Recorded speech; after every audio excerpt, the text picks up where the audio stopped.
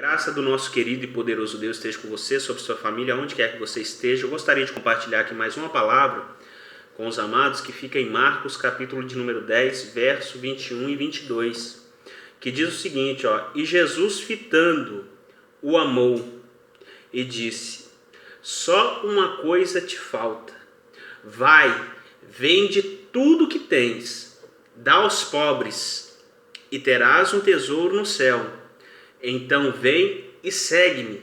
Ele, porém, contrariado com esta palavra, retirou-se triste, porque era dono de muitas propriedades. Irmãos, entrar no céu não é fácil. A Bíblia diz que esse jovem rico, ele vai até Jesus. Ele vai ao encontro de Jesus. E ele se coloca de joelho aos pés de Jesus. No primeiro momento você parece, nossa, esse homem é humilde, esse jovem é humilde, mas não. É uma hipocrisia disfarçada de humildade, porque ele diz: bom mestre, o que farei para herdar a vida eterna? Jesus diz para ele: bom? Por que me chamas de bom? Bom só existe um, que é Deus. Aí Jesus diz: você tem observado os mandamentos? Não matarás, não adulterarás. Jesus vai citando os mandamentos ali.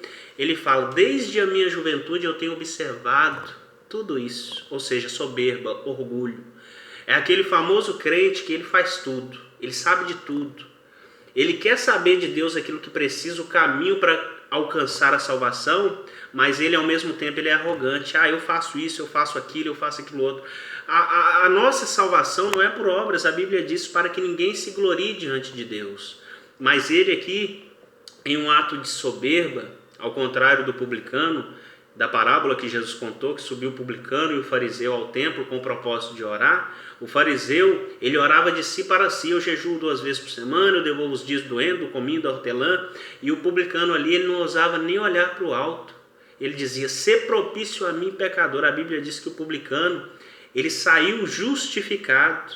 Então Jesus, ele diz: só uma coisa te falta. Vai, vende tudo que tens, dê aos pobres e terás o tesouro no céu. Vem e segue. Olha o que a palavra de Deus diz aqui em Mateus, capítulo de número 16, 24. Então disse Jesus aos seus discípulos: se alguém quer vir após mim, a si mesmo se negue, tome a sua cruz e siga-me. É necessário negar a si mesmo. Aqui em Lucas, capítulo de número 14, olha o que diz. Lucas, capítulo de número 14, diz assim,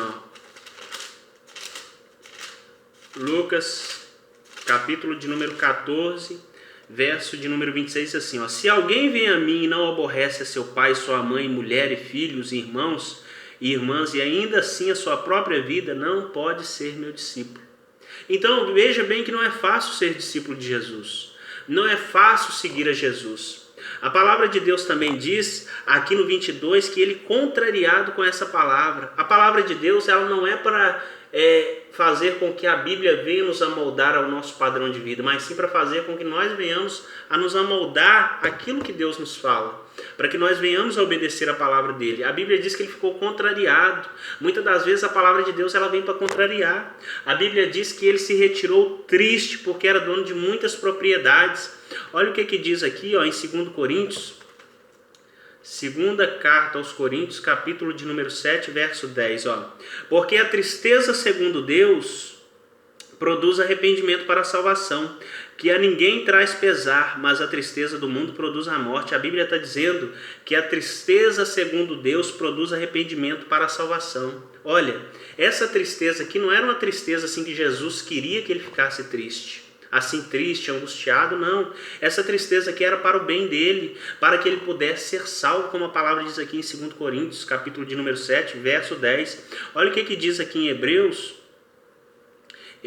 capítulo de número 12. Olha o que diz, Hebreus, capítulo de número 12, verso de número... Hebreus, capítulo de número 12, verso 11, toda disciplina com efeito no momento não parece ser motivo de alegria, ou seja, Jesus ali disciplinando ele não parecia ser motivo de alegria, porque vender todos os meus bens não é motivo de alegria. Ele demorou muito tempo para conquistar aquilo. Mas a Bíblia diz, toda disciplina com efeito no momento não parece ser motivo de alegria, mas de tristeza. Ao depois, entretanto, produz fruto pacífico aos que têm sido por ela exercitado frutos de justiça. Ou seja, ele poderia até ficar triste ali naquele momento, mas depois ele veria que aquilo ali foi o bem que Jesus queria para a vida dele. Porque a Bíblia diz: o que adianta ajuntar tesouros no reino da terra e não ajuntar tesouro no céu? Do que adianta ganhar o mundo e perder a sua alma? A palavra de Deus diz aqui, em Mateus capítulo de número 6, olha, diz o seguinte, olha que forte isso, Mateus 6, 24, ninguém pode servir a dois senhores, porque ou há de aborrecer-se de um e amar o outro, ou se devotará a um e desprezará o outro. Não podeis servir a Deus e às riquezas. Não tem como servir a Deus e às riquezas, meus irmãos. A palavra de Deus diz lá em Colossenses capítulo 3, verso 5, que a avareza é idolatria. Então vemos que esse homem, ele era idólatra, ele era avarento. Ele tinha um senhor na vida dele, que era a riqueza. Então essa palavra, a reflexão que essa palavra nos dá é que nós não devemos ficar apegados a nada dessa terra. É lógico que nós somos matéria, nós somos carne, nós somos pele, nós somos sangue, nós viemos do pó, por isso que nós somos tão apegados a essa matéria. Mas aquele que vive pelo Espírito de Deus, aquele que vive pelo Espírito, ele pensa nas coisas do alto. Pedro, ele diz que nós somos como forasteiros, nós somos como peregrinos em terra estranha, somos daqui, mas não fazemos parte desse mundo.